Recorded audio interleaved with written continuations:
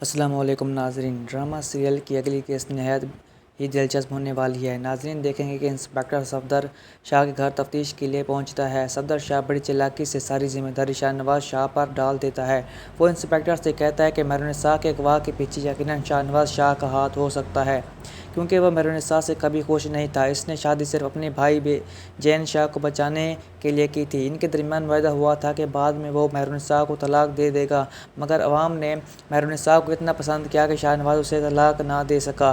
صفدر شاہ مزید کہتا ہے کہ اب جب کہ شاہ نواز شاہ الیکشن جیت چکا ہے، وہ مہر النساء سے جان چھڑوانا چاہتا ہے، کیونکہ وہ اسے دل سے کبھی قبول نہیں کر سکا۔ صفدر شاہ کہتا ہے کہ میں اس کا ماموں ہوں، اس کے مزاج اور ارادوں سے بخوبی واقف ہوں۔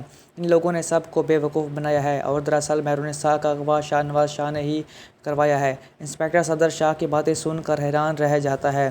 اس کے بعد ناظرین دیکھیں گے کہ انسپکٹر شاہ نواز شاہ کے گھر آتا ہے اور وہاں موجود صنم شاہ اور شاہ نواز سے براہ راست تفتیش کا آغاز کرتا ہے۔ یہ منظر دیکھ کر صفدر شاہ دل ہی دل میں خوش ہوتا ہے کہ اب تمام شک اور الزام شاہ نواز اور صنم شاہ پر آ چکا ہے۔ وہ فوراً اپنے آدمی کو فون کرتا ہے اور ہدایت دیتا ہے کہ مہر النساء کو قتل مت کرنا، کیونکہ اب اغوا کا سارا الزام شاہ نواز اور صنم شاہ پر لگ چکا ہے۔ اگر ہم نے اسے قتل کیا تو ہم خود بھی ختم ہو سکتے ہیں، فی الحال اسے قید میں ہی رکھو مگر نقصان نہ پہنچاؤ۔ اسی دوران ناظرین دیکھیں گے کہ جب صفدر شاہ اپنے بندے سے فون پر بات کر رہا ہوتا ہے تو امل پیچھے سے سب کچھ سن لیتی ہے۔ امل غصے اور حیرت سے اپنے باپ سے سوال کرتی ہے کہ کیا آپ نے مہر النساء کو اغوا کیا تھا؟ جس پر صفدر شاہ جواب دیتا ہے، ہاں میں نے ہی کیا تھا، لیکن آہستہ بولو کہیں شہریار نہ سن لے۔ لیکن اسی لمحے شہریار جو پیچھے کھڑا ہوتا ہے سب کچھ سن لیتا ہے اور حیرت میں ڈوب جاتا ہے کہ صفدر شاہ ہی مہر النساء کے اغوا کا اصل مجرم ہے۔ اس کے بعد ناظرین دیکھیں گے کہ شہریار شاہ نواز کے پاس جا کر ساری حقیقت کھول کر رکھ دیتا ہے۔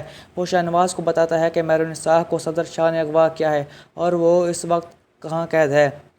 شاہ نواز فوراً اس مقام پر پہنچتا ہے اور بہت ہمت اور بہادری سے صفدر شاہ کے آدمیوں سے لڑ کر آخرکار مہر النساء کو بچا لیتا ہے۔ جیسے ہی مہر النساء آزاد ہوتی ہے تو وہ میڈیا کے سامنے آ کر سب کچھ بیان کرتی ہے کہ میرے شوہر شاہ نواز نے مجھے اغوا نہیں کیا، بلکہ یہ سب کچھ میرے ماموں صفدر شاہ کی سازش تھی۔ شہریار بھی شاہ نواز کے حق میں گواہی دیتا ہے اور کہتا ہے کہ میں نے خود اپنے سسر صفدر شاہ کو یہ کہتے سنا تھا کہ انہوں نے مہر النساء کو صرف اس لیے اغوا کیا کہ تاکہ الزام شاہ نواز پر لگے اور وہ سزا کا مستحق ٹھہر جائے، تاکہ ہم اس کی ساری جائیداد اور سیاسی سیٹوں پر قبضہ کر سکیں۔